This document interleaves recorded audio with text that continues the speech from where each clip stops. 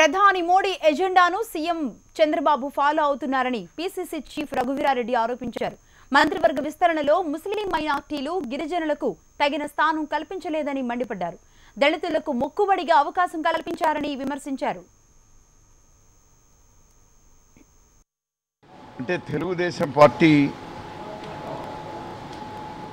BJP అజెండాను అమలు పరుస్తూ ఉంది. ముస్లింలకు ఇక్కడ మంత్రివర్గంలో స్థానం ఇస్తే మోడీ బాబాకు కోపం వస్తుంది, ట్రైబల్స్కి ఇస్తే మోడీ బాబాకు కోపం వస్తుంది. అందుకోసమే ఈరోజు బీజేపీ అజెండాను 100% పాళ్ళు అమలు పరుస్తోంది తెలుగుదేశం పార్టీ. దీన్ని మేము పూర్తిగా ఖండిస్తున్నాం, వ్యతిరేకిస్తున్నాం.